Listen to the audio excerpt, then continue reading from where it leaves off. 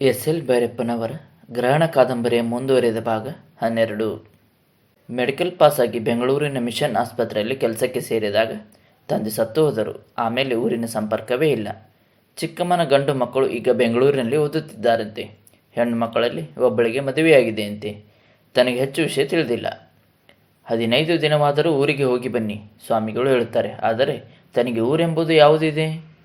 ಸ್ವಾಮಿಗಳು ಹೇಗೆ ಒಂಟಿಯೋ ತಾನು ಹಾಗೆಯೇ ಒಂಟಿಯಾಗಿದ್ದೇನೆ. ಹೀಗೆ ಒಂಟಿಯಾಗಿಲ್ಲದೆ, ತನ್ನವರು ತನಗಾಗಿ ಅಳುವವರು ಯಾರೂ ಇಲ್ಲವೆಂಬ ಸ್ಪಷ್ಟ ಅರಿವಿಲ್ಲದೆ, ಯಾರು ಸತ್ತರೂ ತಾನು ವೈಯಕ್ತಿಕವಾಗಿ ಹೆಚ್ಚು ದುಃಖಿಸುವುದಿಲ್ಲವೆಂಬ ಗಡುಸು ಭಾವನೆ ಇಲ್ಲದೆ, ಯಾರೂ ಹೀಗೆ ಇಂತಹ ಅಪಾಯಕಾರಿ ಸಾಂಕ್ರಾಮಿಕ ರೋಗಗಳ ಸೇವೆಯಲ್ಲಿ ಮಗ್ನರಾಗುವುದು ಸಾಧ್ಯವಿಲ್ಲವೇನೋ? ಸಂಪೂರ್ಣ ಜನಸೇವೆ ಮಾಡುವವನು ಸಂಪೂರ್ಣ ಸನ್ಯಾಸಿಯೇ ಆಗಬೇಕೇನೋ? ಸೇವೆ, ಸನ್ಯಾಸ ಒಂದನ್ನು ಬಿಟ್ಟು ಒಂದು ಇರಲಾರದೇನೋ ಎಂದು ಅವಳು ಯೋಚಿಸತೊಡಗಿದಳು. ಸರೋಜ ವೇದಾಂತ ಓದಿದವಳಲ್ಲ. ಆದರೆ ಚಿಕ್ಕ ವಯಸ್ಸಿನಿಂದ ಅನುಭವಿಸಿದ ಪ್ರೀತಿರಹಿತ ಜೀವನವು ಅವಳಿಗೆ ಯಾವ ವಿಷಯವನ್ನಾದರೂ ನಿರ್ಭಾವುಕವಾಗಿ ಚಿಂತಿಸುವ ಮನಸ್ಥಿತಿಯನ್ನು ಕೊಟ್ಟಿತ್ತು.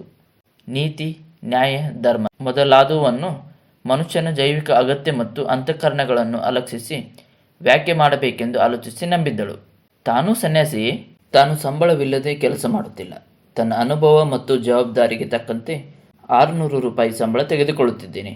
ಅಡಿಗೆ, ಮನೆ ಕೆಲಸಗಳಿಗೆ ಹೆಣ್ಣಾಳುಗಳನ್ನು ಇಟ್ಟುಕೊಂಡಿದ್ದೇನೆ. ಸ್ವಾಮಿಗಳಿಗೆ ಈ ಸಂಬಳ ಮತ್ತೊಬ್ಬರಿಂದ ಸೇವೆ ಇಲ್ಲ. ಆದರೆ ತಾನು ತಿನ್ನುವ ಸಂಬಳಕ್ಕಿಂತ ಹೆಚ್ಚು ದುಡಿಯುತ್ತಿದ್ದೇನೆ. ನಿಜವಾದ ಸನ್ಯಾಸದ ಪ್ರತ್ಯೇಕತೆ ಯಾವುದು ಎಂದು ಯೋಚಿಸಿದಳು. ಕಾಲರ ಕಳೆದ ಮೇಲೆ ಒಂದು ದಿನವೂ ಸ್ವಾಮಿಗಳು ಆಸ್ಪತ್ರೆಯ ಕಡೆಗೆ ಬಂದಿರಲಿಲ್ಲ. ತಾನೇ ಹೋಗಿ ಅವರನ್ನು ಸಂದರ್ಶಿಸಿ ಬರಬೇಕೆಂದು ಅವಳೇ ಒಂದು ಮಧ್ಯಾಹ್ನ ಅವರ ಗುಡಿಸಲಿಗೆ ಹೋದಳು. ಅದೇ ತಾನೇ ಊಟ ಮಾಡಿ ಅವರ ಪಾತ್ರೆ ತೊಳೆಯುತ್ತಿದ್ದರು. ಇವಳನ್ನು ಕರೆದು ಕೂರಿಸಿ ಒಂದು ಲೋಟ ಹಾಲು ಕೊಟ್ಟರು. ಯಾವುದೋ ಗಹನವಾದ ಆಲೋಚನೆಯಲ್ಲಿದ್ದಂತೆ ಕಾಣುತ್ತಿದ್ದರು. ಆದರೂ ಸೌಜನ್ಯಕ್ಕೆ ಕೆಲವು ಮಾತುಗಳನ್ನು ಆಡುತ್ತಾ ಕುಳಿತರು. ಅವಳು ಹೇಳಿದಳು, ಸ್ವಾಮಿಗಳೇ, ನಾನು ತಮ್ಮಲ್ಲಿ ಕ್ಷಮೆ ಬಿಡಬೇಕು. ಯಾಕೆ ಎಂದು ಸ್ವಾಮಿಗಳು ಕೇಳಿದರು. ರೋಗಿಗಳ ಶುಶ್ರೂಷೆ ಮಾಡುವಾಗ ನನಗೆ ಔಚಿತ್ಯ ಅನೌಚಿತ್ಯಗಳೂ ಮರೆತು ಹೋಗಿದ್ದವು. ಆಸ್ಪತ್ರೆಯ ನೌಕರರಿಗೆ ಹೇಳುವ ಹಾಗೆ ತಮಗೂ ಹೀಗೆ ಮಾಡಿ, ಹಾಗೆ ಮಾಡಿ, ಬೇಗ ಓಡಿ ಅಂಥದ್ದೆಲ್ಲ ಅಧಿಕಾರದ ಮಾತಾಡಿಬಿಟ್ಟೆ. ಕೆಲಸದ ತುರ್ತು ಕಳೆದ ಮೇಲೆ ನನ್ನ ತಪ್ಪು ಜ್ಞಾಪಕಕ್ಕೆ ಬಂತು. ಅವರು ತಕ್ಷಣ ಉತ್ತರ ಹೇಳಲಿಲ್ಲ. ಅದೇನೋ ತಮ್ಮಲ್ಲಿಯೇ ತಡೆದುಕೊಂಡರು. ಅವಳೇ ಕೇಳಿದಳು, ನಿನ್ನನ್ನು ಕ್ಷಮಿಸಿದ್ದೀನಿ ಅಂತ ದಯವಿಟ್ಟು ಹೇಳಬೇಕು. ಆ ಮಾತು ಬೇಡಿ. ಸ್ವಾಮಿಗಳು ಏನನ್ನೋ ಮುಚ್ಚುವಂತೆ ಹೇಳಿದರು. ಆದರೆ ಅವಳ ಮನಸ್ಸಿಗೆ ತಿಳಿಯಲಿಲ್ಲ. ಔಚಿತ್ಯ ಮೀರಿದ ತನ್ನ ವರ್ತನೆಯನ್ನು ಅವರು ಕ್ಷಮಿಸಿಲ್ಲವೆಂದು ಭಾವಿಸಿದಳು. ಇವರು ತನ್ನನ್ನು ಕ್ಷಮಿಸದಿದ್ದರೆ ತನಗೆ ಮತ್ಯಾರು ದಿಕ್ಕು ಎಂದು ಎನಿಸಿತು. ಅವರಿಗೂ ಇವಳಿಗೂ ಹೆಚ್ಚು ವೈಯಕ್ತಿಕ ಸಂಪರ್ಕವಿರಲಿಲ್ಲ. ಆದರೆ ಅವರ ಬಗೆಗೆ ತನಗಿದ್ದ ಅಪಾರ ಗೌರವ, ಒಂದು ವಾರ ಜೊತೆಯಲ್ಲಿ ರೋಗಿಗಳ ಸೇವೆ ಮಾಡಿದ ಅನುಭವ, ಅವರ ಒಂಟಿತನದ ಬಗೆಗೆ ತಾನು ಪಟ್ಟ ಅನುಕಂಪ, ಅವರು ತನ್ನ ಆಯಾಸಕ್ಕೆ ಕನಿಕರಪಟ್ಟು 15 ದಿನವಾದರೂ ಊರಿಗೆ ಹೋಗಿ ವಿಶ್ರಾಂತಿ ಪಡೆಯುವಂತೆ ಹೇಳಿದ ಸಹಾನುಭೂತಿ ಮೊದಲಾದವುಗಳಿಂದ ಅವರನ್ನು ತನಗೊಂದು ದೂರದ ಅಸ್ಪಷ್ಟ ರೀತಿಯ ದಿಕ್ಕು ಎಂದು ತನಗೇ ಅರಿವಿಲ್ಲದಂತೆ ಅವಳು ಭಾವಿಸಿದ್ದಳು. ಈಗ ತನ್ನ ಔಚಿತ್ಯದ ವರ್ತನೆಯನ್ನು ಕ್ಷಮಿಸುವಂತೆ ಕೇಳಿದರೆ ಅವರು ಆ ಮಾತು ಬೇಡಿ ಅನ್ನುತ್ತಿದ್ದಾರೆ. ಅವಳಿಗೆ ಇದ್ದಕ್ಕಿದ್ದ ಹಾಗೆಯೇ ದುಃಖ ಒತ್ತರಿಸಿದಂತಾಗಿ ಕಣ್ಣು ತುಂಬಿ ಬಂತು. ಮುಖವನ್ನು ಅತ್ತ ತಿರುಗಿಸಿ ಕಣ್ಣನ್ನು ಒರೆಸಿಕೊಂಡಳು. ಸ್ವಾಮಿಗಳು ವಿಚಲಿತರಾದವರಂತೆ ಕಂಡರು. ಏನೋ ಮಾತನಾಡಬೇಕೆಂದು ಪ್ರಯತ್ನಿಸುವಂತೆ, ಆದರೆ ಆಡುವುದು ಕಷ್ಟವಾಗುತ್ತಿರುವಂತೆ ಅವರ ಮುಖ ಕಾಣುತ್ತಿತ್ತು. ಕೊನೆಗೆ ತಮಗೆ ತಾವೇ ಹೇಳಿಕೊಳ್ಳುವವರಂತೆ, ಆದರೆ ಸ್ಪಷ್ಟವಾಗಿ ಕೇಳುವಂತೆ ಎಂದರು. ನಾನು ಈ ಊರಿಗೆ ಬಂದು 20 ವರ್ಷವಾಯಿತು. ನಾನು ಹೇಳಿದ್ದಕ್ಕೆ ಯಾರೂ ಪ್ರತಿ ಹೇಳಬಾರದು ಅನ್ನುವ ಷರತ್ತಿನ ಮೇಲೆಯೇ ಈ ನೆಲದ ಮೇಲೆ ಕಾಲಿಟ್ಟೆ. ಆಗಿನಿಂದ ನನ್ನ ಮಾತೇ ನಡೀತಿದೆ. ಯಾರು ಬಂದು ನನ್ನನ್ನು ಏನು ಕೇಳಬೇಕಾದರೂ ದಯವಿಟ್ಟು ಹೀಗೆ ಮಾಡಬೇಕು, ಹೀಗೆ ಮಾಡುವ ಕೃಪೆ ಮಾಡಬೇಕು ಅಂತಲೇ ಕೇಳ್ತಾರೆ. ಅದರಿಂದ ನನ್ನ ಅಹಂಕಾರ ಬೆಳೆದಿಲ್ಲ. ಇಂಥ ಗೌರವ ಪುರಸ್ಕಾರಗಳಿಂದ ನನಗೆ ಏನೂ ಅಂಟೋದಿಲ್ಲ. ಆದರೆ ನಿಮ್ಮ ಜೊತೆ ಕೆಲಸ ಮಾಡಿದೇನಲ್ಲ, ನಿಮ್ಮ ಕೈ ಕೆಳಗೆ ಆಗ ನೀವು ನಿಜವಾಗಿಯೂ ಅಧಿಕಾರದಿಂದ ಕೆಲಸ ಮಾಡಿಸಿದಿರಿ. ನನಗೆ ಆಗ ಏನೂ ತಿಳಿಯಲಿಲ್ಲ. ಆಸ್ಪತ್ರೆಯಿಂದ ಈ ಗುಡಿಸಲಿಗೆ ಬಂದ ಮೇಲೆ ನಮ್ಮ ಮೇಲೆ ಅಧಿಕಾರ ಮಾಡುವವರೊಬ್ಬರು ಇದ್ದರೆ, ಒಬ್ಬರು ಹೇಳಿದಂತೆ ಅಂತಃಕರಣಪೂರ್ವಕವಾಗಿ ಕೇಳಿಕೊಂಡಿರುವ ಅವಕಾಶವಿದ್ದರೆ ಜೀವನ ಎಷ್ಟು ಚೆನ್ನ ಅನಿಸಿತು. ನನಗೆ ಹೀಗೆ ಅನಿಸುವ ಹಾಗೆ ಮಾಡಿದವರು ನೀವೊಬ್ಬರೇ. ಅವರ ಮಾತು ಅವಳಿಗೆ ತಿಳಿಯಲಿಲ್ಲ. ಆದರೆ ಒಳಗಿನಿಂದ ಸಂಕಟವಾದಂತಾಗಿ ಕಣ್ಣಿನಲ್ಲಿ ನೀರು ತುಂಬಿಕೊಂಡಿತು. ಯಾಕೆ ಹೀಗೆ ಹೇಳ್ತೀರಿ? ಅವರು ಕೇಳಿದರು. ನೀವು ಹೇಳುವುದು ತುಂಬ ನಿಜ, ಅವಳೆಂದಳು. ಬತ್ತಿದ ನದಿಯು ಬಂಡೆಗಳ ಕೆಳಭಾಗದಲ್ಲಿ ಹರಿಯುತ್ತಿತ್ತು.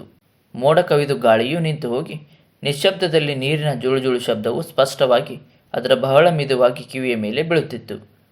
ಕತ್ತಲೆಗೆ ಹೊಂದಿಕೊಂಡು ಕಣ್ಣುಗಳಿಗೆ ನದಿಯ ಎರಡೂ ದಡಗಳು, ನಡುವಣ ಸಣ್ಣ ಪುಟ್ಟ ಬಂಡೆಗಳ ಮತ್ತು ತೀರ ಕೆಳಭಾಗದಲ್ಲಿ ಸರ್ಕಾರಿ ಸಿಮೆಂಟು ರಸ್ತೆಯು ಹಾದು ಹೋಗುವಂತೆ ಕಟ್ಟಿರುವ 21 ಕಣ್ಣಿನ ಸೇತುವೆಗಳು ಮಬ್ಬಾಗಿ ಕಾಣುತ್ತಿದ್ದವು. ಅವರ ಕೈಯನ್ನು ತನ್ನ ಕೈಯಲ್ಲಿ ಹಿಡಿದು ಕುಳಿತಿದ್ದಾಗ ಅವರಿಗೂ ತನಗೂ ಇಷ್ಟು ನಿಕಟವಾಗಿ ಬೆಳೆದ ಸಂಬಂಧದ ಘಟನೆಗಳು ಸರೋಜಳ ನೆನಪಿನಲ್ಲಿ ಹರಿದು ಕಾಣಿಸಿಕೊಳ್ಳುತ್ತಿದ್ದವು.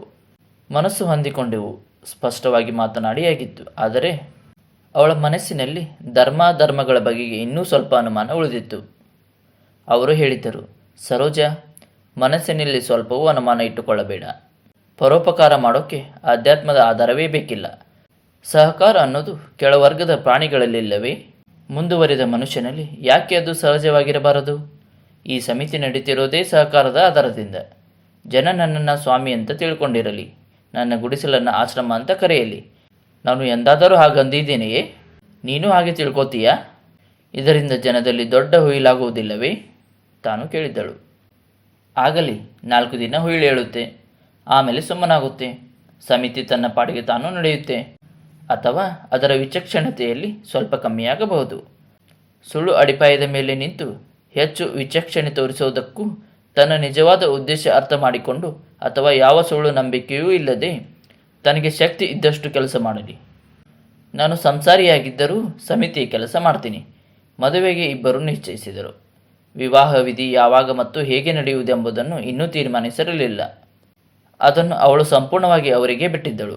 ಮೊನ್ನೆಯ ಸಂಜೆ ತಾವು ಅಪ್ಪೇಗೌಡರಿಗೆ ಹೇಳಿದುದು, ಅನಂತರ ಶಾಸ್ತ್ರಿಗಳು ಪ್ರಿನ್ಸಿಪಾಲರು ಬಂದಿದ್ದುದು, ಈ ರಾತ್ರಿ ಅಧ್ಯಕ್ಷ ಚಂದ್ರಪ್ಪನವರು, ಯಜಮಾನ ಅಪ್ಪೇಗೌಡರು, ಶಾಸ್ತ್ರಿಗಳು, ಪ್ರಿನ್ಸಿಪಾಲರು ಒಟ್ಟಿಗೆ ಬಂದಿದ್ದುದು, ಅವರು ಆಡಿದ ಮಾತುಗಳನ್ನೆಲ್ಲ ಸ್ವಾಮಿಗಳು ಅವಳಿಗೆ ವಿವರಿಸಿದರು. ನಿಧಾನವಾಗಿ ಎಲ್ಲವನ್ನೂ ಕೇಳಿದ ಅವಳು ಎಂದಳು, ಇಷ್ಟಾಗುವುದು ಸ್ವಾಭಾವಿಕವೇ. ಇದರಿಂದ ಇನ್ನೂ ಸ್ವಲ್ಪ ಗದ್ದಲವಾಗಬಹುದು, ಅಲ್ಲೋಲ ಕಲ್ಲೋಲವೇ ಆಗಬಹುದು. ನಾನು ನಿರೀಕ್ಷಿಸಿದ್ದೀನಿ. ಇದಕ್ಕೆ ನೀವು ಇಷ್ಟು ದಿನ ಯಾಕೆ ತಡೆದೀರಿ? ಮೊದಲೇ ನಮ್ಮ ಮದುವೆಯಾಗಿ ಬಿಡಬಹುದಿತ್ತು ಅಂತ ನಾನು ಯೋಚಿಸ್ತಿದ್ದೆ. ಸ್ವಲ್ಪ ಹೊತ್ತು ಇಬ್ಬರು ಮೌನವಾಗಿ ಕುಳಿತರು. ಅನಂತರ ಅವಳು ಏನೋ ಜ್ಞಾಪಿಸಿಕೊಂಡಂತೆ, ನೋಡಿ, ಮಧ್ಯೆ ನಿಲ್ಲಿಸಿದ್ದ ಪ್ರಶ್ನೆಗೆ ಮತ್ತೆ ಬರ್ತಿದ್ದೀವಿ.